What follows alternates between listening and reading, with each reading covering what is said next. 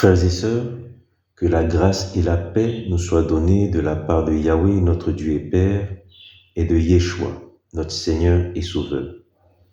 Père, le fondement de ta parole est la vérité, et toutes les lois de ta justice sont éternelles. Conduis-nous à connaître, à comprendre les lois de ta justice. Nous continuons, frères et sœurs, le partage sur le mode d'emploi de l'Alliance à travers le livre de Deutéronome. Et une question se présente à nous. Nous voyons que régulièrement, Yahweh a exigé, a ordonné à son peuple de détruire les nations qu'il trouverait en Canaan. Dans Exode 19, Exode 23, Exode 34, dans le livre de Deutéronome, chapitre 4, 7, 9, 11, 12, 19 et 20, ce commandement, cet ordre revient régulièrement. Ordre est donné à Israël de chasser les nations qu'ils verront en Canaan, de les vouer à l'interdit, de les détruire, parce que Dieu lui-même les avait déjà exterminés afin que ces nations ne soient pas un piège pour Israël, afin que ces nations ne détournent pas le cœur d'Israël, afin que ces nations n'amènent pas Israël dans l'idolâtrie. La question qui se pose, c'est pourquoi Yahweh n'a pas permis que ces 7 nations-là puissent se convertir et être bénies en Israël, conformément à la promesse faite à Abraham et qui est l'aboutissement de cette alliance-là. En effet, dans Genèse, Yahweh a fait la promesse à Abraham que toutes les nations, toutes les familles de la terre seraient bénies en sa postérité. Israël qui entre en Canaan est la postérité d'Abraham. Pourquoi Yahweh n'a-t-il donc pas permis que ces 7 nations puissent être bénies en Israël? Pourquoi Yahweh n'a-t-il pas pu opérer une manifestation de puissance et d'autorité afin de protéger Israël et qu'Israël ne tombe pas dans le piège de l'idolâtrie?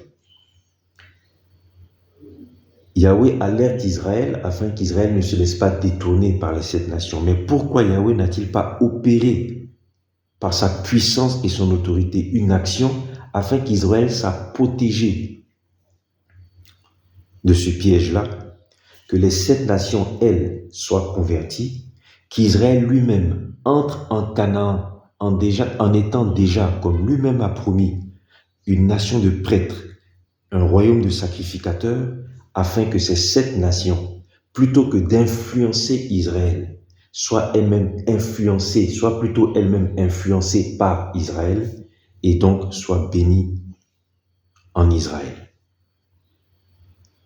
Surtout que Yahweh se présente comme le Dieu qui peut toutes choses. Dans Genèse 18, les versets 13 et 14, alors qu'il a fait la promesse à Sarah, la femme d'Abraham, qu'elle accoucherait, qu'elle aurait un enfant alors qu'elle-même était fertile, et que Sarah, incrédule, a ri, Yahweh lui-même dit de lui, « Y a-t-il rien qui soit étonnant de la part de Yahweh? Au temps fixé, je reviendrai vers toi à cette même saison et Sarah aura un fils. » Alléluia. Yahweh qui a donc vaincu la stérilité pour la transformer en fécondité. Ne pouvait-il pas vaincre l'incrédulité et la désobéissance d'Israël pour en faire un peuple obéissant, un peuple sacrificateur? Yahweh ne pouvait-il pas, lui qui a vaincu la stérilité pour la transformer en fécondité pour Sarah, mais aussi pour Séphora, la femme de Jacob, ne pouvait-il pas convertir le cœur d'Israël afin qu'Israël, en entrant en Canaan, soit déjà un peuple converti, un peuple de prêtres, un peuple de sacrificateurs, qui ne se laisserait pas impacter par ces 7 nations-là, mais qui plutôt l'impacterait, les changerait. Frères et sœurs, de la réponse à cette interrogation, à cette question, nous tirerons des enseignements très importants. Alléluia.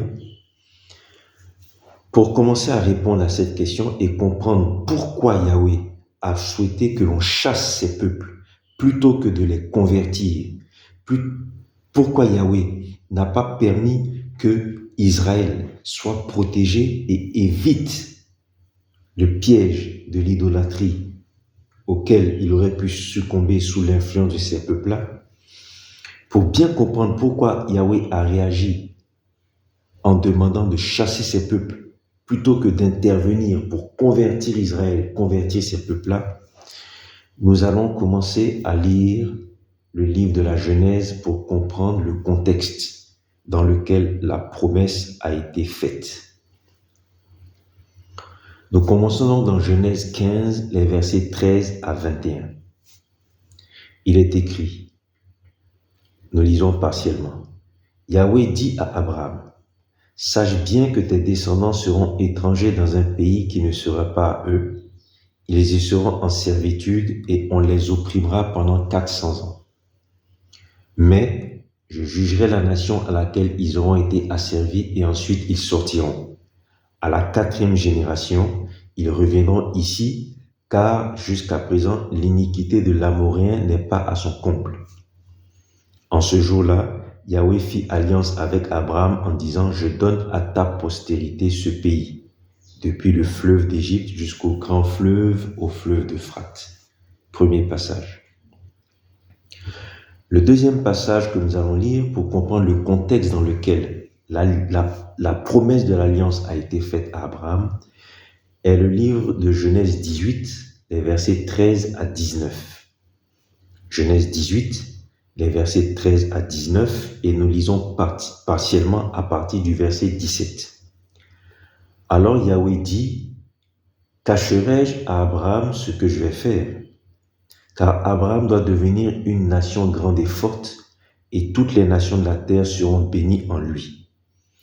Je l'ai choisi en effet, afin qu'il ordonne à ses fils et à sa maison après lui de garder la voie de Yahweh en pratiquant l'équité et la justice, et qu'ainsi Yahweh accomplisse en faveur d'Abraham les promesses qu'il lui a faites. » Dernier passage que nous allons lire pour bien comprendre le contexte dans lequel la promesse a été faite à Abraham, c'est le livre de Genèse 22, les versets 16 à 18. Nous lisons partiellement. « Je l'ai juré par moi-même, dit Yahweh, parce que tu as fait cela et que tu ne m'as pas refusé ton fils, ton unique, en ta postérité seront bénies toutes les nations de la terre, parce que tu as obéi à ma voix. » Les décisions qu'a prises Yahweh en ordonnant à Israël de chasser les 7 nations présentes sur la terre, plutôt que de créer un contexte favorable qui aurait permis à ces 7 nations-là d'être bénies en Israël, cette décision prend son origine dans le contexte à partir duquel la promesse a été faite. En lisant ces 3 passages, Genèse 15, Genèse 18 et Genèse 22, nous comprenons le contexte et nous allons le détailler. Lorsque nous lisons Genèse 15, nous comprenons que la promesse faite s'accomplirait, entre autres, en vue d'un jugement.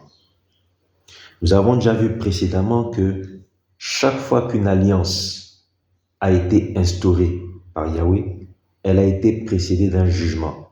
L'alliance établie avec Noé a été précédée du déluge, qui a été un jugement contre la méchanceté inscrite dans le cœur des hommes. La promesse faite à Abraham par Yahweh d'une nouvelle alliance, établit que cette alliance s'accomplirait entre autres en vue là encore d'un jugement. Et le jugement serait donc prononcé contre Israël, contre l'Égypte, premièrement. En effet, dans Genèse 15, verset 14, Yahweh dit « Je jugerai la nation à laquelle ils auront été asservis et ensuite ils sortiront. »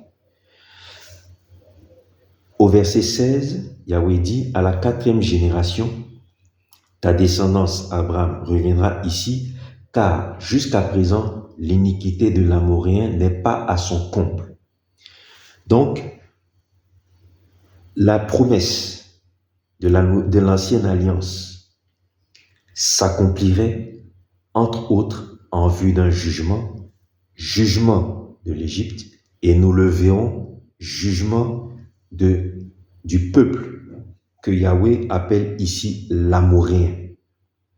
Alléluia. Deuxième élément à comprendre à partir de Genèse 18, les versets 17 à 19, en ce qui concerne le contexte de l'entrée en vigueur de la promesse et de l'alliance, c'est que cette alliance s'accomplirait dans l'obéissance. Cette alliance ne pourrait s'accomplir que dans l'obéissance. En effet, dans Genèse 18, les versets 17 à 19, il est écrit « Alors Yahweh dit, cacherai-je à Abraham ce que je vais faire? Car Abraham doit devenir une nation grande et forte, et toutes les nations de la terre seront bénies en lui. Je l'ai choisi en effet afin qu'il ordonne à ses fils et à sa maison après lui de garder la voie de Yahweh en pratiquant l'équité et la justice, et qu'ainsi Yahweh accomplisse en faveur d'Abraham les promesses qu'il lui a faites. » L'accomplissement des promesses faites par Yahweh à Abraham dépendait donc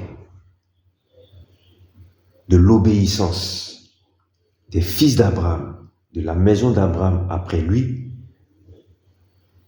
obéissance qui aurait consisté à garder la voie de Yahweh et pratiquer l'équité et la justice, selon qu'il est écrit en Genèse 18, les versets 18 à 19. « Je l'ai choisi, Abraham, je l'ai choisi en effet afin qu'il ordonne à ses fils et à sa maison après lui de garder la voie de Yahweh en pratiquant l'équité et la justice, et qu'ainsi, donc conséquence de garder la voie de Yahweh et pratiquer l'équité et la justice, conséquence est qu'ainsi Yahweh accomplisse en faveur d'Abraham les promesses qu'il lui a faites. » Dernier élément qui nous permet de comprendre le contexte dans lequel la promesse a été faite et le contexte dans lequel la promesse devait s'accomplir.